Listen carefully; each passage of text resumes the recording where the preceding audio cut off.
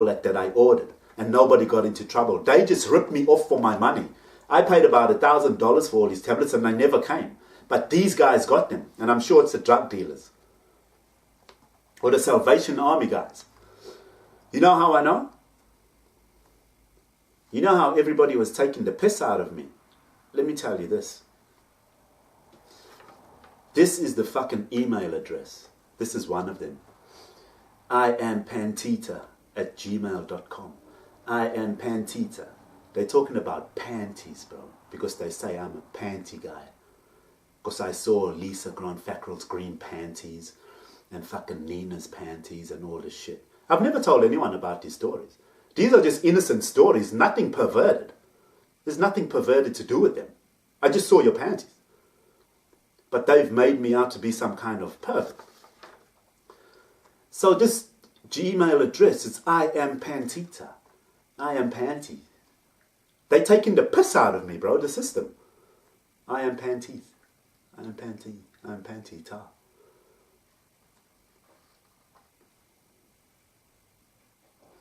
The other one. These are made up addresses. So that means when I was ordering these steroids, somebody in the system had made up these addresses just to take my fucking money. Because I didn't get what I ordered. So it's probably these drug dealers or some people working with the Salvation Army or something.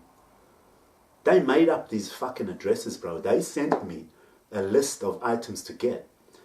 And I fucking wired money through my accounts to them of $1,000 at least. And I never got my tablets.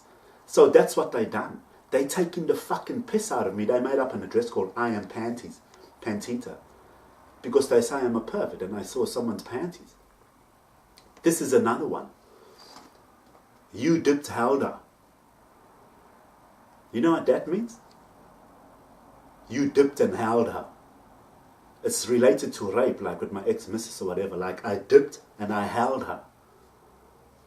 You dipped, held her. You dipped and held her. This is what people are doing. This is another email address they made up.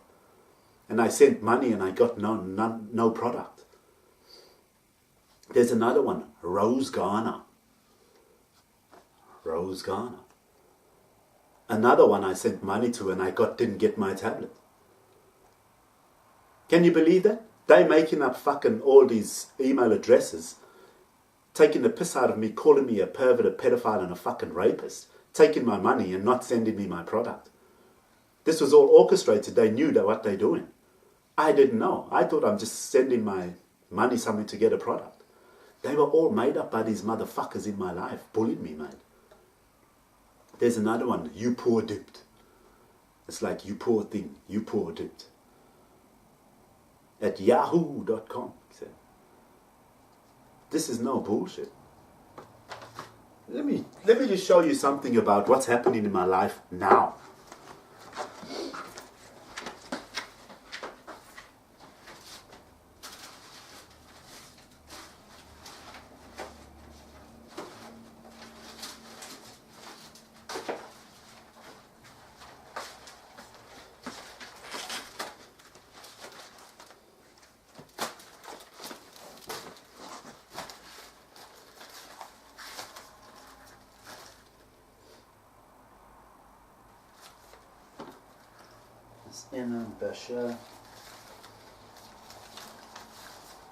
Let me show you what people are doing to me.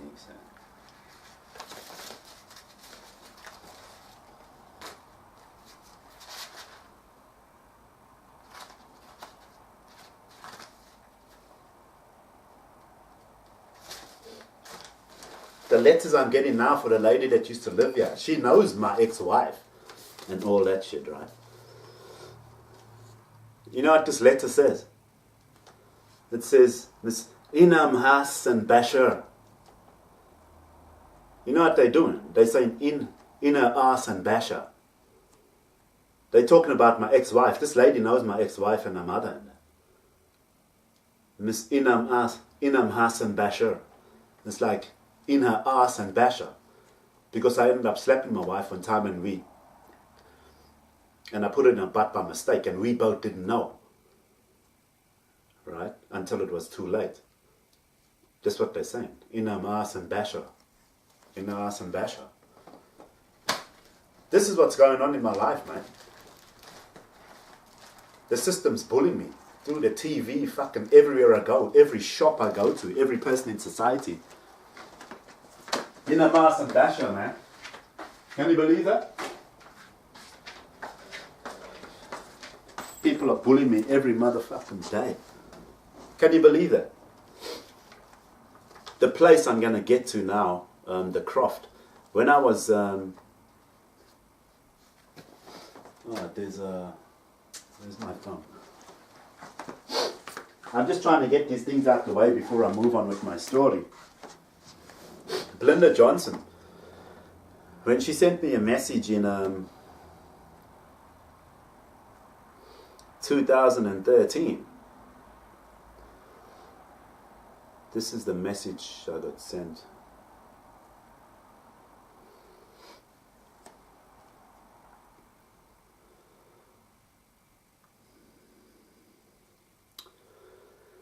She was talking about when I went to South Africa. You might get a kick out of this one. Me and David did it for the Dunn family reunion last year. We had to mine because the damn Africans didn't have any work in mics, LOL. But it was fun, and I can't find the original recording. It was super fun. And the other two are some originals we did a while back. Now in the first letter, it's got, but it was fun and I can't find the original recordings. That was relative to me, perving on my cousin. You know what I'm saying? The story I told you about before. That's what this letter's got in it. It's written in a certain way to evoke memories if I ever recorded Belinda while I was in their company when I went on holiday. Because people were looking at all the women that have been in my life and where I've been because they thought I was a pervert and a pedophile and a rapist. Because of the pictures they found on my phone, they thought I'm some kind of pervert or deviant. So that letter was orchestrated in that way. It was fun and I can't find the original recording. They wanted to see if I've got original recordings, the system. Because they know, they can tell what I think or what I'm going to do. They know what I'm going to do before I do it. They know where I'm going. When I make up my mind to go somewhere, they've got people waiting there, following me, going there. The other two are some originals we did a while back. The other two, that's just bullying me. That's relative to fucking calling me a two-time rapist. That's what these letters have got in them. This is 2013. Like I said, it's been going on since 2011, since I managed to get my cousin pregnant. And in another letter on Facebook in 2013, she says, oh, I've got heaps of random stuff all over the place that's been done in home studios and stuff, but that's what this comp is for. A single done in a proper studio and distribution and stuff. So fingers crossed I can email some stuff if you like. See, I've got heaps of random stuff all over the place. It's all written in a certain way to evoke memories if I've ever done something like that while she was around. You know what I'm saying?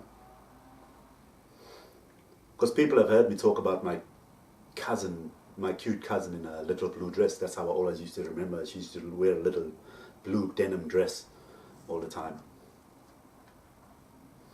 So this is what's been going on in my life. I didn't know until 2017 when I found this out. That's why I'm telling the story. There's one that I'm going to get to about a passport for my daughter. I'm still going to get to that. You know what the fucking email address is?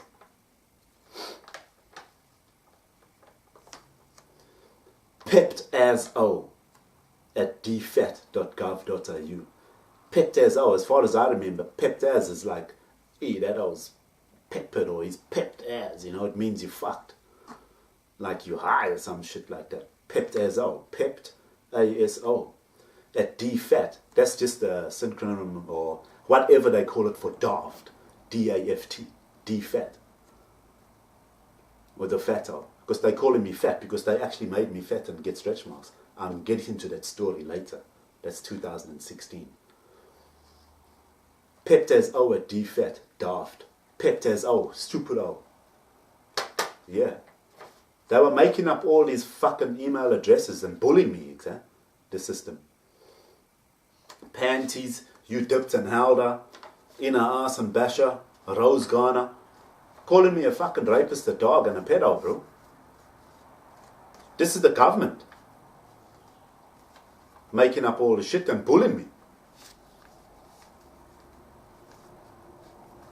That's not fair. I don't need that in my life. I don't need to take that.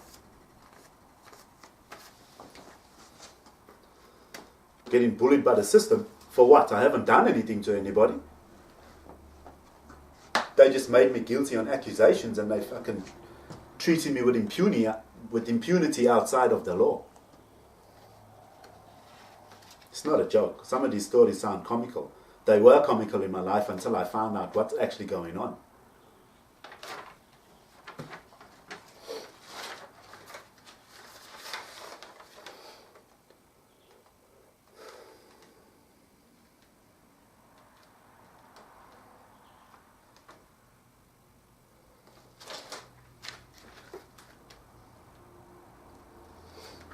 They make my nose itchy, man. I'll get to that story later. It's ridiculous. Now, before I go on with the beacon, in 2017, when I found all this out, what's been going on in my life, how they thought I'm a rapist and a pedophile, but at first, a rapist and a pervert.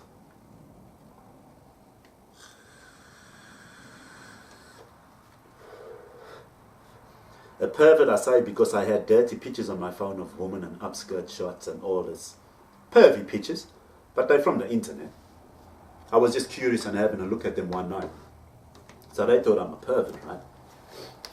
So in 2017, when I found out what was going on in my life, since 2011, since Haley, there's some scenarios here that stuck in my mind and now I know why. The system has been setting me up since 2011.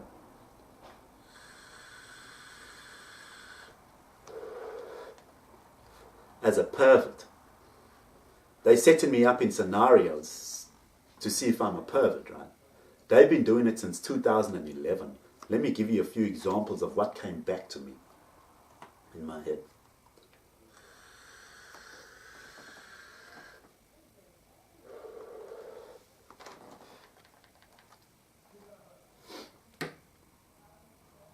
In Mandurah, about 2013,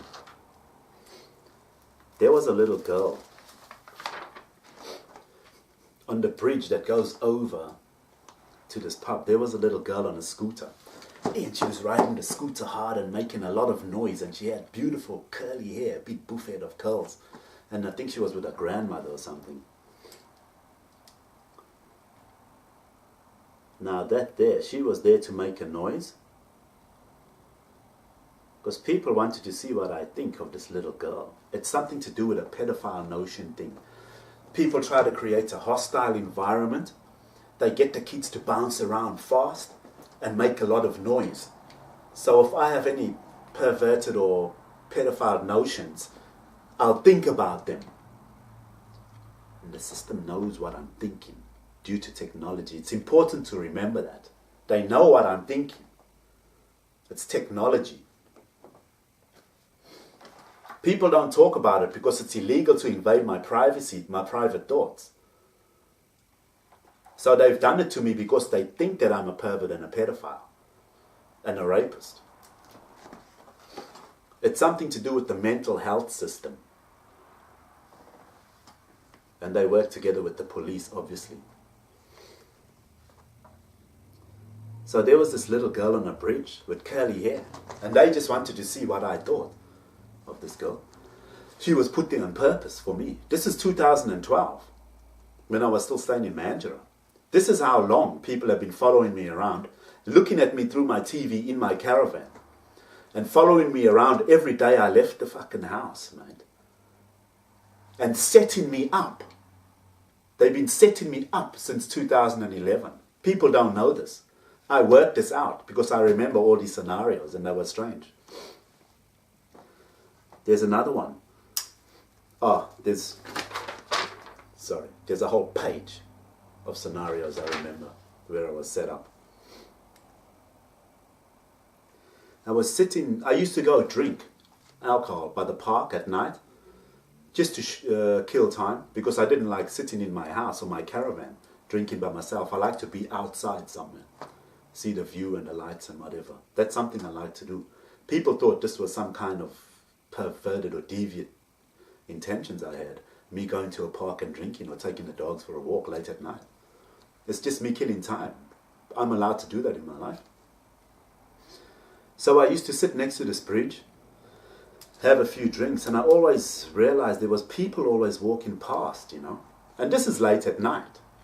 There was always a car coming or people walking past, and the public toilets were always open. And they were open past like 9 o'clock, or the guy used to come close them at about 9. These people were put there on purpose for me. They wanted to see what I thought, or whether I had any intentions of any deviant behavior. This is no lie. Ask the police or the Salvation Army about these scenarios, they'll tell you. Put them on a lie detector test, man. This is guaranteed, I'm telling you, this is real. There was a party up the road. Now this is a thing they always do in my life. They make a lot of noise, like there's something going on. You know what I'm saying? They just make my life noisy, see? Because when they were watching me, I'm a very quiet person and a private person. So they contradict my life. They do the opposite. They make noise wherever I go and make people arrogant and bully me. There was a party up the road and noise up the road. But then when I rode my bike up the road, there was no one around. So they were making a noise to see if I'm going to go and check it out and see what's going on, whether I had any intentions of doing anything,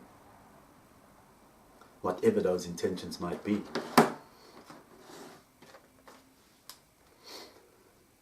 The remote control boats, bro, in the lake up there by Mandurah Harbour. They never used to have boats there. Hey, now they got these remote control boats making a noise now. This is what they do. Like I said, they make a noise to evoke faster thinking and evoke some kind of thoughts. If you're gonna, so you think faster. So whatever you think, they know what I'm thinking. Because there's little girls around eating ice cream. There's ice cream shop. There's people around with their kids, and now they're making a noise. You see. So it entices you to want to do something or think things. It's very psychological, mate. This is a psychological mind trip that people play due to pedophilia, fucking perversion and deviant behavior, bro. These are acts that people do to entice or evoke that. And if you're that kind of person, you will come up with thoughts about pedophilia or deviantness or perversion. So they're trying to evoke these thoughts out of me. But I'm not like that, so nothing was happening, you see. But I realized this is what the game is.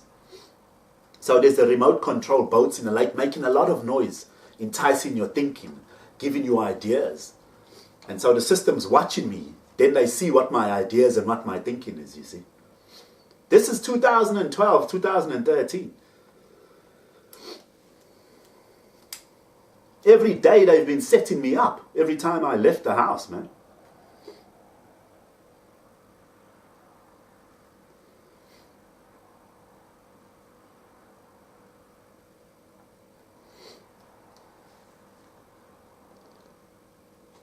There was an ice cream joint and people eating ice cream. They were doing that ice cream thing from that time. I didn't know then.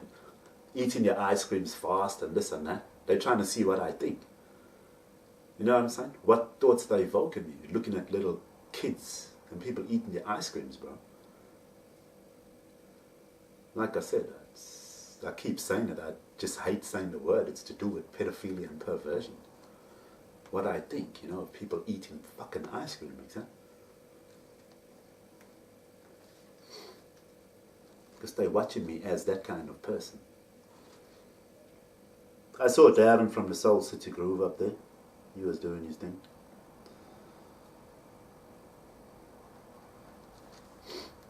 He used to walk his dog down here.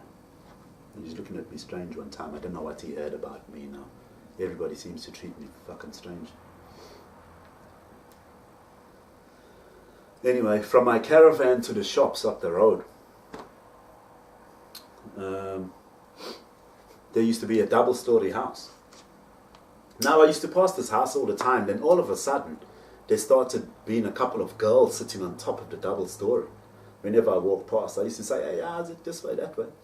And now I realize those girls were now there to see if I want to come and look at them or perv on them at night or whatever. Because of these photos and shit I got on my phone from the internet. You know what I'm saying? So those girls were put there on purpose when I'm driving past, when I'm riding past.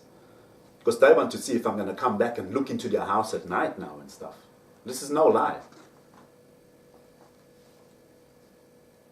This is all set up. They're all setting me up for that kind of behavior. I didn't know at the time. I just realized this out 2017. I realized this all in 2017. Now there was, I used to go to Mandurah and Perth. I used to ride my bike, take a couple of beers in my bag. I'm a single guy, you know what I'm saying?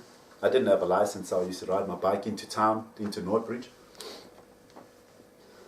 And one time I was coming back on the train, and I was sitting next to a lady, and there was these young girls in short skirts and little dresses now. Hey. Now I always remember them. Like all these scenarios I remember, they were setting me up. I was on the train. They've been watching me through the cameras on the train. They still do now. And this one girl, she had on short skirts and little black boots, and she put her foot on the train, and she had blue panties on and all that. And it's no big deal. It's just young girls being drunk on the train, going out to the city to have fun. And then she jumped on a friend like this. She held a bar. She jumped on her friends like this. Yeah, now she got a short skirt on.